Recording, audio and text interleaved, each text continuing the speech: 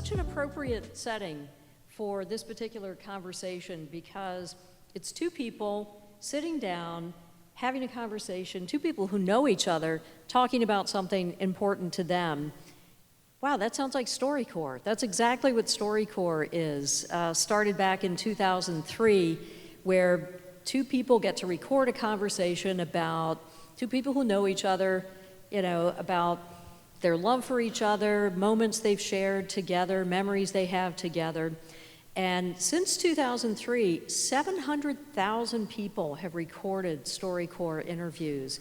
And those are collected at the Library of Congress, and also StoryCorps' online archive of these voices, which is, I want to get this right, the largest single collection of human voices ever gathered, which is amazing. And CPB has been proud to support StoryCorps from the very beginning. And then a couple of years ago, StoryCorps founder Dave Isay came to CPB with a new idea. He said, what if we get two people who don't know each other, who are on opposite sides of the political divide, and get them to sit down in conversation and learn what they have in common with each other. And that's how One Small Step began. And that's Chris Norris, where you come into the picture. I get to look at you across the Peace Lily. I don't know, do they have this in the mobile booth? You have to look across the Peace Lily to talk to each other. Chris, what a pleasure to be here with you. You're the strategic advisor to the CEO at StoryCorps, and you oversee strategy for One Small Step. Talk to us about One Small Step. Well, it's a pleasure to be here. It's always a pleasure talking to you. How many people are familiar with StoryCorps? Oh, good, amazing. Now, how many people are familiar with One Small Step? So we got some work to do. Okay. So, One Small Step builds on the foundation of StoryCorps. As Kathy mentioned, for 20 years, we've been bringing together people who know and love one another for 40-minute conversations about their lives. These stories get archived in the Library of Congress for posterity so future generations can hear what their family members sound like. And after some point during the 2016 election, our founder, Dave Isay, became really, really concerned about toxic polarization and our inability to see each other as human beings, our inability to have productive conversations across the divide. So we built on our convening power and said, well, if we've been able to bring together people who know and love one another, what if we brought together strangers? And what if we brought together strangers who disagree? And what if we brought together strangers who disagree and put them in the same room for a 50-minute conversation about their lives, not politics, so that they get to rediscover their shared humanity? And so that's really what One Small Step is all about. It's not about moving people to the center. It's not about changing people's mind. It's not even really about quote-unquote unity, because the opposite of toxic polarization isn't unity. It's polarization that's less toxic, right? So we're trying to get to a point where people can have productive conversations across the political divide, see the person that they're talking to as a human being first, and understand that they're more than their vote.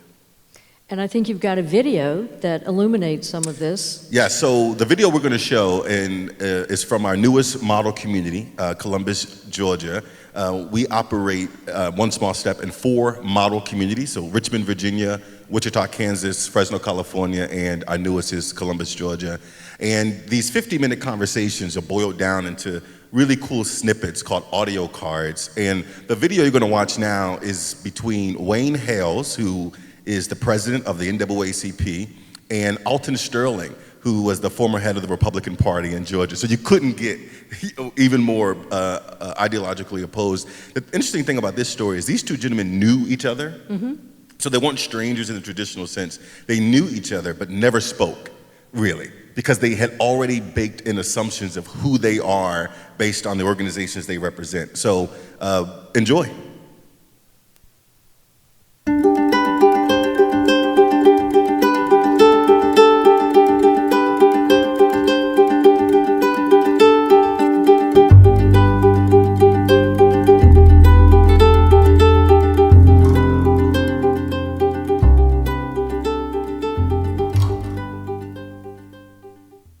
I went to Houston looking for a job, and in this little bitty office, there was a guy sitting at the desk. He said, what will you do? And I said, anything as long as it's legal. He says, good answer. How about $40 a week? And I said, yes, sir. This was 1961. He said, by the way, my name is George Bush. It was George H.W. Really? Bush. Yes, sir. And he was running for Congress.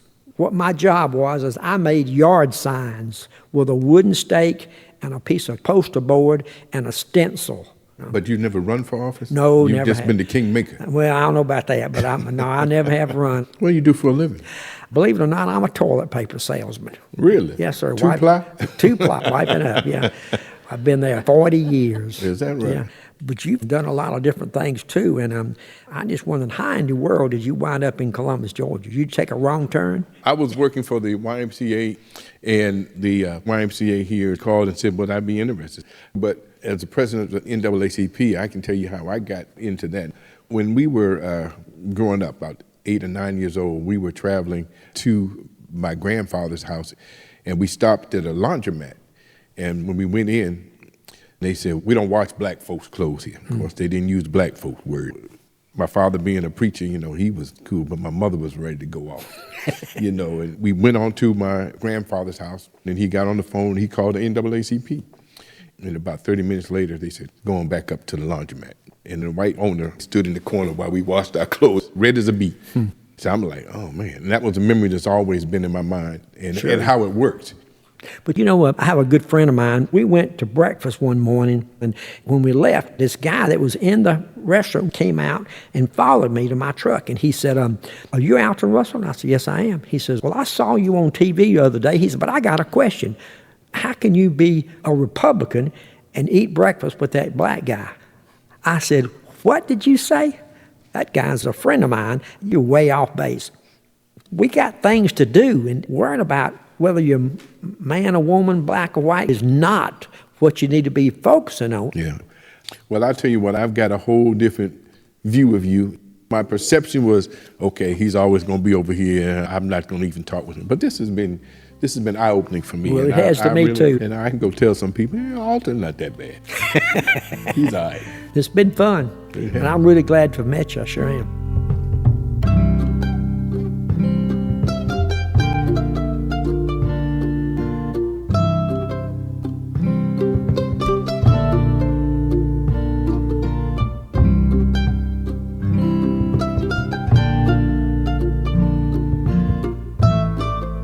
So, Chris, I want to know, is there always a happy ending? I mean, are all these conversations like this? Because that was amazing.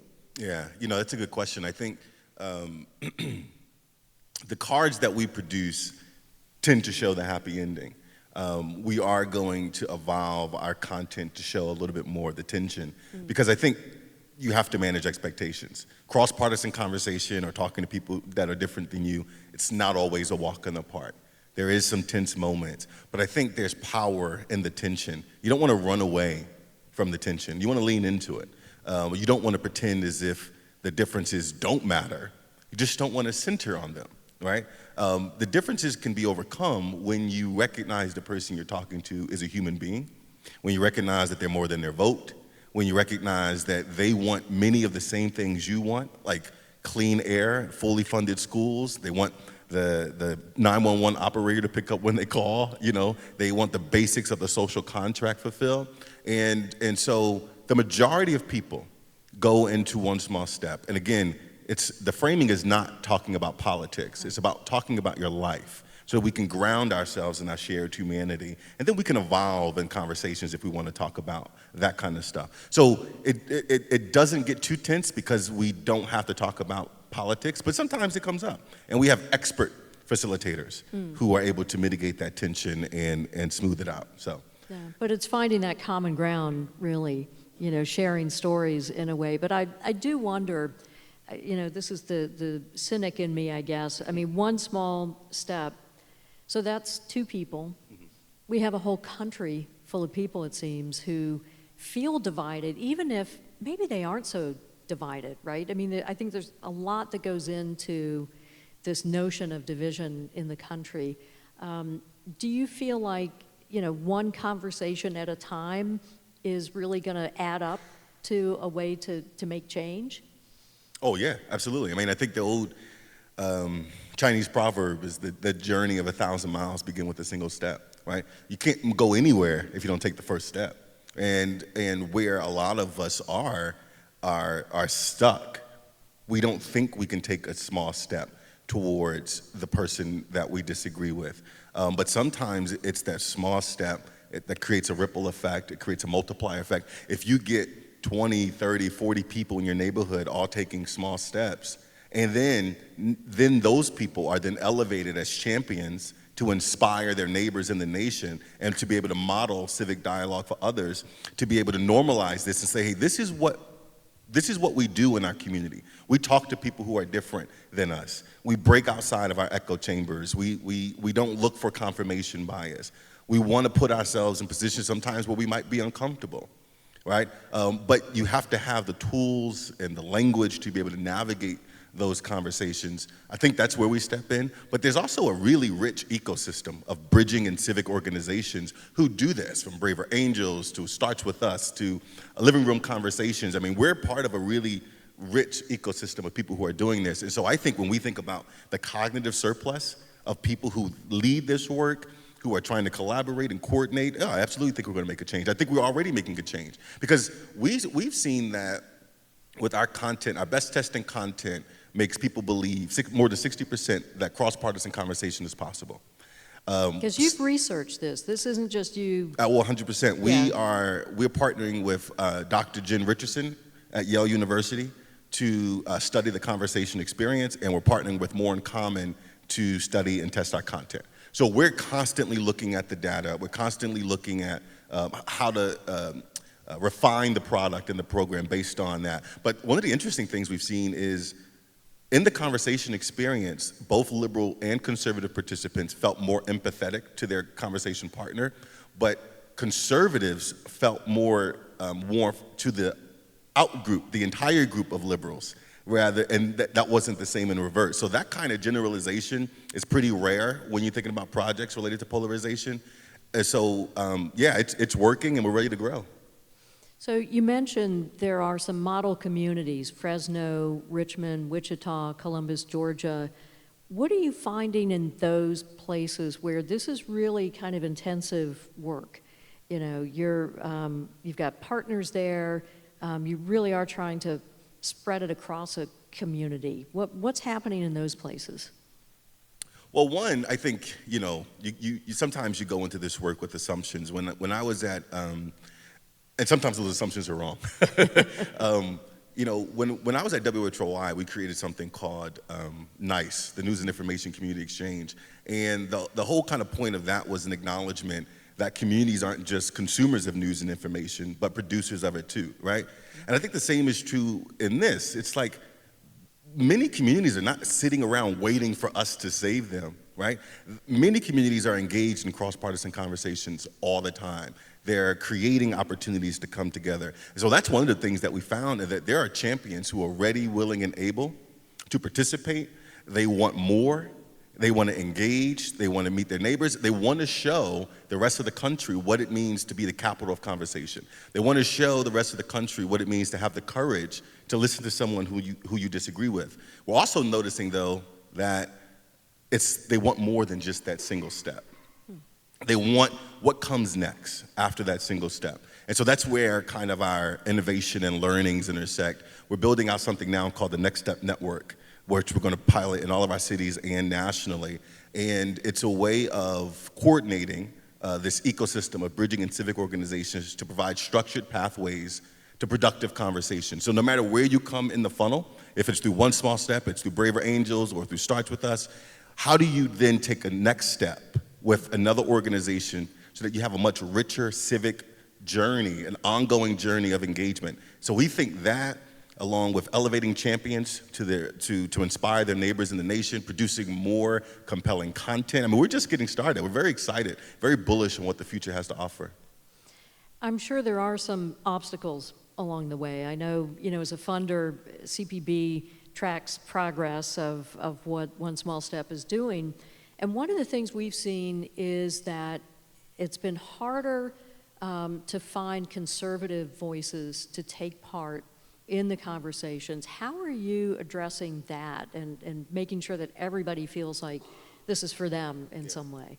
Well, the conservative participation has definitely been probably the top line challenge, and I think it's because of the way that we have been situated in the market, right? We're firmly in the NPR kind of ecosystem, right? And conservatives tend not to think highly of NPR. And some people think StoryCorps is just a segment on NPR. Like, you know, you guys just come on every Friday, they don't realize it's an entire institution with programming. So I think it's, you know, we have been really intentional about how we communicate with conservatives. We test our language, we test the content. Most recently, we had Glenn Beck serve as a trusted messenger for us. So he recorded 15 and 30-second spots, which we leveraged in all of our conservative, on all of the conservative radio stations in our model communities. We had John Whitmer in Wichita, Kansas participate in a One Small Step conversation and went on the air and talk about it. John Reed in Richmond, Virginia, WRVA, advocated for it. We had a presence at their Politics and Pints, which brings about 600 conservatives out to the Beacon Theater to watch John Reed and his liberal counterpart engage in conversation. We've been more intentional about how we hire. You know, in Columbus, Georgia, which is our new city, we just brought on a gentleman who was a former police officer, former gun rights advocate, former conservative voter, who has deep ties to conservative communities.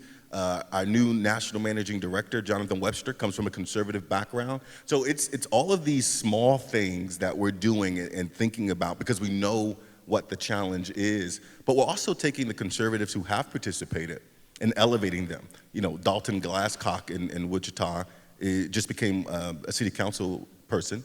He was one of our first participants in Wichita. He's gone on to champion this big time. So we're also finding the conservatives who do believe in them and helping them raise the flag. Okay, so you're head of strategy for One Small Step. Talk about how you see the strategy, like just even now, between now and the end of the year. We've got huge elections going on all across the country. Do you play off of that in some way? I mean, there's so much conversation, media coverage, you know, just focus on the election. So those divides, you know, get more pronounced or at least more visible.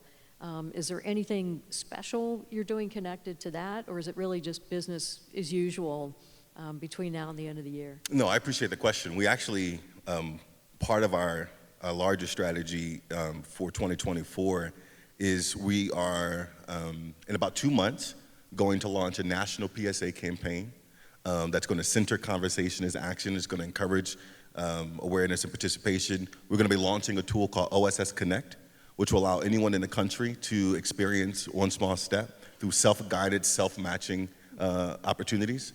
We're going to be building out the Next Step network nationally as well, so that when people come into the funnel and they participate in One Small Step Connect, there's a pathway to more productive conversations or next steps, as it were.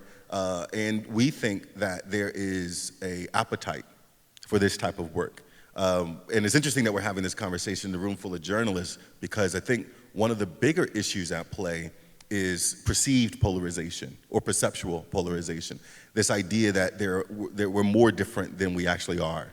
The reality is, about 87% of Americans are really exhausted by toxic polarization. They're looking for ways out. They're looking for productive conversations. We call them the hopeful majority. That's a term I borrowed from Manu from Bridge USA, because I don't want to be defined as exhausted. I'm hopeful. I'm hopeful. And Can you be both? Yeah, you can. I feel sort of because it is exhausted very and exhausting. hopeful, you know. Yeah. But most people are not trying to dehumanize you based on your politics. Most people are not trying to delegitimize you based on your politics. We, when I say we, I say the media writ large, we have taken the fringes and put them into the spotlight and made it seem as if everybody is at each other's throats, when it's really a very small amount of people. I mean, I think we went from 16% in 2018 to maybe 23% this year of people who feel like they're ready to commit political violence if the elections and things don't go their way. But the majority of Americans are not thinking like that. We don't see, when you turn on the news, you don't see stories about the hopeful majority or the exhausted majority. You don't see stories about our shared humanity. You don't see stories about us coming together across political divides. I mean, again, I talked about this really rich ecosystem of bridging and civic organizations. Journalists should be quoting them all day, every day during this election cycle and reminding people better days are ahead. It's not as bad as it seems. This perceptual polarization makes us think we're more divided than we are. We actually are more like than not. We actually really want the same things. We're actually really eager to participate in these conversations, and we have to create space for that. Now, that's not to say that there aren't bad actors out there, right? I mean, there are the Proud Boys and Antifa, and there are people who can't wait to delegitimize you or call you names or threaten you, but again, that's not the majority. So it's not about ignoring the threat that's real, but we also don't have to amplify it beyond its actual utility. Okay, like you said, you're in a room full of journalists, so when we ask for questions later, you can, test his theories on all this and ask questions about that. So I want to go back to One Small Step Connect. Mm-hmm. So how will that work? Is this like an app or something? Is this a, swipe until you get somebody you want to have a conversation with, or how's this going to work? It's funny you say that, because that is the vision we're working towards. Okay. Dave Isay calls it, I think he calls it like the Tinder. Yeah. Let's create like a Tinder, like a dating app. Right now it's going to be mobile native, and people will be able to log on, create a profile, browse matches, connect with people, chat, set up a time for a conversation, go into a conversation room where they have prompts and self-guided conversations, and that's the experience. And again, after you have that, we want to make sure that there's a roadmap for you to take your second, third, and fourth steps, even if it's not with us, right? Like, we want you to continue to participate in One Small Step Connect. So that's also a really cool point, is that you could become a conversationalist or a champion, where you're the person who's participating in multiple conversations, and you're encouraging other people to do it. But we also want you to take advantage of our partners out there. Disagree Better, the Listen First Project, and there's a lot of people out there doing this work. The more that we can bring people into the fold, the more that we can spotlight the rich ecosystem of people who are doing this work, hopefully we get the media's attention and they tell those stories too. So do you partner with those organizations, or who does One Small Step work with, in communities or even nationally, with some of these other bridging organizations? Yeah, we're building out our national partnerships now. In our model communities, we have field coordinators, and they're building all types of partnerships with law firms who want to just recruit their employees to participate. We've partnered with the Chambers of Commerce in Wichita. It's also really interesting because, depending on the city, in Wichita we have the business community is really baked in. In Richmond, it's the faith community, right? In Columbus, Georgia, there's a strong military background and a strong military city. And so that messaging of it's our patriotic duty to have the courage to listen to those with whom we disagree really resonates, right? And so we have partnerships across the spectrum, across industries, because they all realize that this is what we need. Every time people hear about One Small Step, if they have never heard of it, they get optimistic. They go, I'm glad to know that there's somebody out there taking a look at this and trying to do it. And again, it's not the creme de la creme. We're not saying that, if you sign up for One Small Step, the world is going to be a better place. But if everybody in the country started to take one small step towards each other, with us and with others, it will be a better place. It's not about being perfect, it's about getting better. Mm-hmm. So you've probably witnessed some of these interviews, and I'm sure you've heard a lot of them. Is there one that stands out for you, or a couple that really moved you in some way? I mean, they all moved me. I mean, I think Wayne Hales and Alton really moved me, in part because I had to convince Wayne to do it. We spent about an hour on the phone, and he just did not want to talk to Alton. He just had made up in his mind, it's just not a person I want to talk to. I know what he's about. He's a Trump voter. There's nothing we have in common. Why do I need to talk to him? And I said, but you are an influential guy. And he is an influential guy. And if the community sees you two doing this, you are going to signal to everybody else that this is the thing to do in this moment, right? And that's part of the strategy, is how do you find those high-profile, influential people in these communities who can be role models, who can do this and then who can go on to advocate for it, who can signal that civic dialogue, cross-partisan conversation, talking across differences, it's not a scary thing. It actually can be pretty fun. And you know what? You might make a new friend. I mean, look, we've had people who become friends. We've had people who do potlucks and they go hang out and they send us notes that they've met a new best friend, right? I mean, there's beyond just like talking about across differences, there's a hunger for human connection. Loneliness is an epidemic. You know, we spend so much time just staring at our phones. We're not even making eye contact with people, let alone talking to them across differences. There's a hunger for connection. I think, you know, StoryCorps is certainly in the human connection business. You know, that's how we make that connection between StoryCorps traditional One Small Step Connect. We're in the human connection business. We are trying to connect humanity. So it's not a far stretch for us to do One Small Step. It's directly in our core competency. I think it's also in your core competency. I live this. Can you talk a little bit about your background and what, you know, brought you into this work? Because, I mean, you have quite a history personally of just your own journey to getting here. Yeah, I mean, how far back do you want to go? Chris was born in... I mean, look, right before I left WHYY, we had piloted, we established this program called Bridging Blocks, where we partnered with the Free Library to do conversations where we brought together audiences that were culturally and politically diverse. And unlike One Small Step, we actually talked about politics. We centered these conversations on gentrification, dirt bikes, you know, police violence, gun violence, school funding, and reproductive rights. And we were able to use, and a lot of times, the free library systems or locate neighboring rec centers to produce these conversations. And there were small groups, so we're bringing about 20, 30, 40 people together. I mean, I remember the one that really comes to mind is in Chestnut Hill. We had about 50 people come out for a gun rights conversation. Gun rights activists and people who are family of members who've survived like mass shootings and things like that. You know, Moms Demand Action and groups like that. And it was a little tense, but it never got to a shouting match. In part because there's some expert facilitation, but in part, the other part is because people just really want to engage. I never forget this young lady.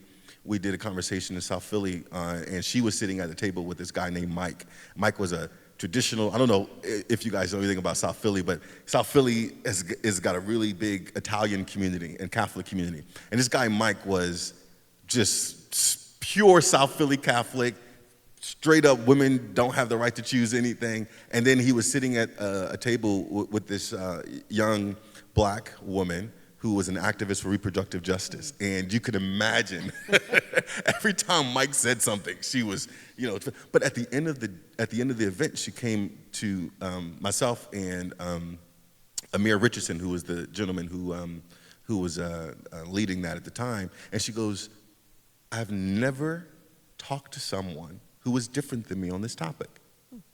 And she said, I didn't know what to expect. I was a little afraid. He didn't change my mind. But boy, that was really interesting. And I think a lot of people have that. I mean, I'm a guy who, I listen to conservative media. Like, you know, I'm not a fan of it, but I listen to it. I listen to Ben Shapiro. I listen to Matt Walsh. I listen to Glenn Beck. I read Wall Street Journal. I want to know what's happening on the other side. I don't have fun in an echo chamber. I live in a neighborhood where I'm the only black person who doesn't like dogs. So I'm already kind of like standing out. I go to bars where I know I'm going to stand out because I know that the people who are in these bars or these restaurants don't think like me. And I get a kick out of it. The last time I was at this restaurant, I met a guy, him and his wife, they're 80, 81 years old, and he called me, and he's a Trump voter, and we had a pleasant conversation until you start talking about those damn immigrants. And so I was like, okay, let's wrap up. But he was like, oh, you know, you're like my stepson. Oh, I didn't think I would enjoy talking to you so much. And I was like, you know, because we started our conversation on the fact that he is afraid that his 81-year-old wife, when she's coming home from work on the subway, is going to get robbed. And I said, I think about that because my mother, who's 65, also takes the subway. And I really don't want her to take the subway. So I installed Uber on her phone, right? And we started talking about neighborly culture and what it used to be like in South Philly when neighbors cared for each other and looked out for each other. We started our conversation on the things we cared about. Right. We established our shared humanity. So when we moved into politics, and he said some things that made me cringe, I also knew that deep down, he was a good guy. So I believe in it. I don't think that talking across differences has to be something you prepare for and work out for. It's just, we're all human beings. We all want the same thing. We're more alike than we're not. I mean, I'm sure you guys see memes on Facebook and social media where people do things, you go, I didn't realize people did that too, like I clean your house and you go outside to come in and look at it so you can see what your house looks like when you walk in. A lot of people do that. So we are very much alike, and it's something that's really, really core to who I am. Now, you've also been a journalist. A Journalist. Oh, uh-huh. So how does One Small Step really connect with all the people in this room? We're here at the Collaborative Journalism Summit. What's that intersection between journalism and what you're doing with One Small Step? Yeah, it's a good question. I think top line is probably that journalists and the folks working at One Small Step really care about civic life, enriching civic life, improving civic infrastructure, telling meaningful, compelling stories that cause people to act, telling stories in general, right, the act of publishing, bringing together people for conversations. I know most journalists, even if they don't have the bandwidth to do it, they want to convene community conversations, right? They want to do workshops. They want to bring together people who are different than they are. A lot of news organizations don't have the capacity to do that. I mean, we were blessed at WHOY to actually have an engagement arm that was able to do that. And, and shout out to Sandy Clark, who was my boss there and who brought me along on this ride. But I think that's where the intersection is. But I think the bigger intersection is we are, at One Small Step, we're trying to tackle polarization. And I think where there's room for collaboration is journalists who want to tackle perceived polarization, who want to tell stories about the hopeful majority, who want to tackle this idea that we're not as different as the maybe cable news makes us seem, that want to get down in their community on the grassroots level and find people who are different, who are willing to come together and talk, who are not trying to stay in their own lane during this election cycle and they put a flag in the ground and they're not going to cross the street. That's just not happening. When I'm in Richmond, Virginia and in Wichita, Kansas, that's not happening. These people are coming together, they're having conversations, they're doing events. They know that the person that they're talking to is different, but they also know that that person is their neighbor and that that person sends their school, that their kids to the same school and that they want the best for them. Let's just start there. Yeah. So I would love to work with journalists who want to tackle perceived polarization, because at the end of the day, journalism is about accuracy. And right now, the story that's being told, the narrative that's out there, it's not accurate. I want to see more stories about the hopeful majority, and I think we can find our strategic alignment around accuracy, and we can move from there. So we want to open it up to questions. There are a couple of microphones up here at the front. If anybody wants to ask Chris something about One Small Step, please feel free. In the meantime, I wanted to ask you about your work on university campuses, which seems like this would be a good moment for that. I mean, what are you doing right now? So we just launched One Small Step Campus. I think 2 weeks ago, launched at Dartmouth University as part of their Dartmouth Dialogue Project. We're in conversation with other colleges and universities. Colleges are interesting because they're places of concentrated polarization. You're seeing that now, right? I mean, these last 2 weeks have been insane about what's happening at college campuses. We're not coming in to save that. That's not our role, because I think what makes One Small Step work is when people are in the movable middle, when they're not rooted in ideology. But, college campuses are ripe for this level of intervention. We want to make it cool, so like tapping into youth culture makes it cool. We want to really build champions, and having student leaders being able to be the face of that work is also really important.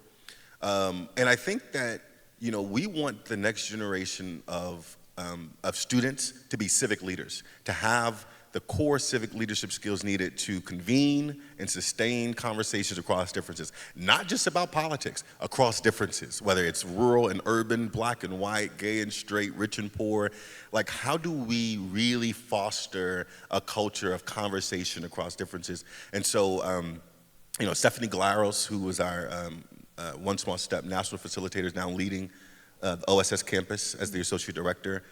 We're building out prestigious fellowship programs to go onto campuses and recruit, up to a dozen students to do this work, to record these conversations with their students, to record campus events. The University of Virginia, shout out to UVA, they were one of our first DIY partners in One Small Step. They have taken this work and folded it into their Karst Institute for Democracy, and are continuing to match students across the political divide. They're going as far as even bringing the young Republicans and the young Democrats together for Jeffersonian-style dinners and dining across divides, right? So there's a lot of lessons to be learned from what UVA has done. We're really grateful for their commitment to this work.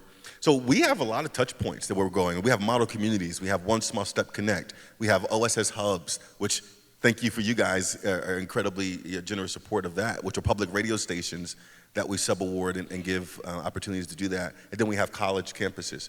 So we are putting our tentacles out there. It's a growing web. It's all growing. across the It's country. growing. And again, it's all centered around this idea that we are more than our vote. And if we connect on what makes us human first, we can tackle everything else. All right, questions? Question down here? Hi, is this working? Can everyone hear me? Yep. Yes. Okay. I'm trying to think of a non-awkward way to ask this question. So I understand the bigger vision, and definitely at the micro level and community level, absolutely the benefits seem pretty clear. The question I want to ask is, in the presentation of this to a broader audience, is there a concern that you might be normalizing viewpoints that are based on dehumanizing other people or upholding systems of oppression and things of that nature by merely saying, well, this is this person's politics and they're a really good person, they're going to go pull the lever to keep supporting these things forever, but we want everyone to be nice to each other. And that's sort If of you a could move little the bit mic up a little bit. I didn't hear that last part. Here. Or you could just take the mic Pull off. it out. I could just kneel. Hello. Is there a concern? There we go. Is this awkward? This gets more awkward all the time. Just take it out. Take the mic out. It's not coming out. There we go. There you go. All right. Thank you. God. Is there a concern in the presentation? So some of the people that you may be talking to or that are involved hold viewpoints that are based on upholding systems of oppression or dehumanizing people.